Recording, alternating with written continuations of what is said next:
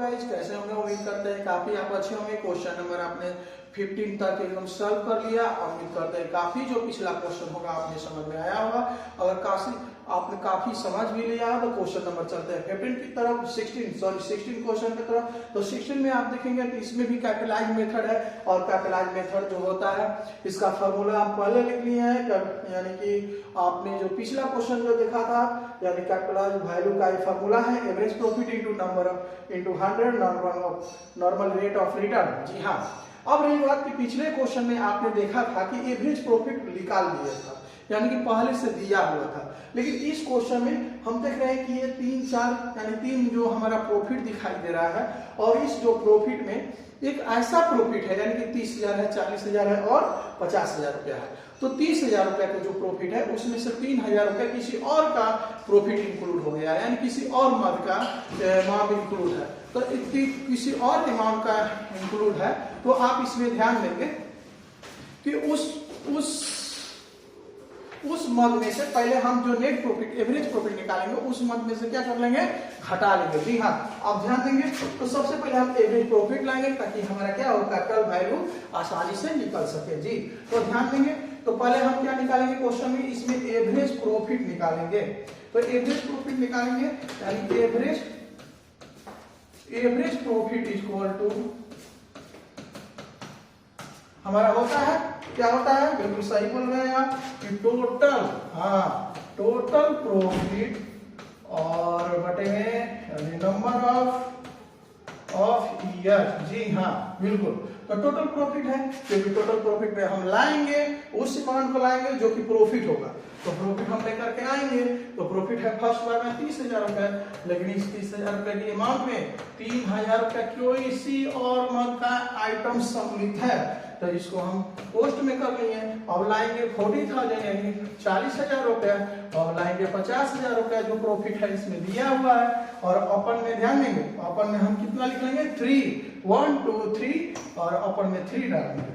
तो ये अब आते हैं, अब क्वेश्चन में आप ध्यान देंगे तो हम टोटल आइटम्स को जोड़ देंगे। टोटल जो प्रॉफिट है इसमें जो प्रॉफिट दिया है उसको हम ऐड करेंगे, यानी ऐड करने पर 1,17,000। जी हाँ, 1,70,000, और अपन में हो जाएगा 3 से डिवाइड करेंगे तो हमारा आ जाएगा यानी कि 39,000 रुपया। हाँ जी, बिल्कुल सही सब गया।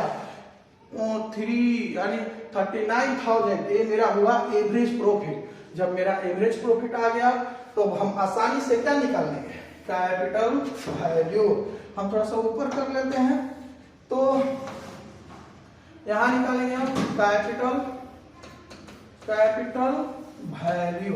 जी हाँ, और कैपिटल वैल्यू में हम निकालेंगे तो फॉर्मूला में दिया है कि एवरेज प्रॉफिट यहां लाना है।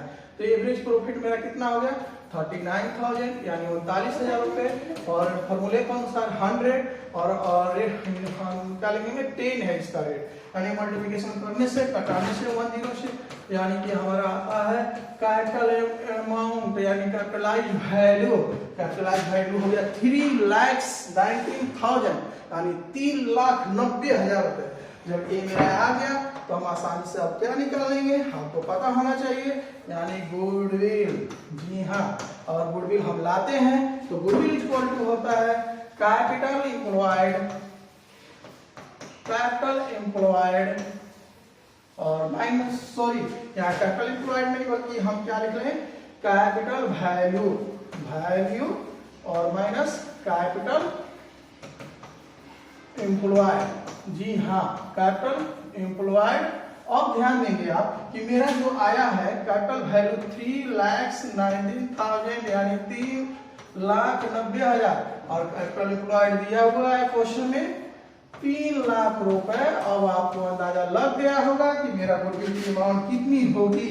जी बिल्कुल सही, आप उधर से बोल रहे हैं कि गुडविल की अमाउंट कितनी हो जाएगी, 19,000 यानी 90,000। उम्मीद करते हैं कि क्वेश्चन आपको समझ में आया हो, और एक बार नहीं समझ में आया तो एक नजर आप फिर से बोर्ड पर देख लेंगे और समझ लेंगे। अगर बिल्कुल समझ में आ रहा होगा तो आप लाइक और शेयर जरूर करें और सब्सक्राइब भी करेंगे। धन्यवाद।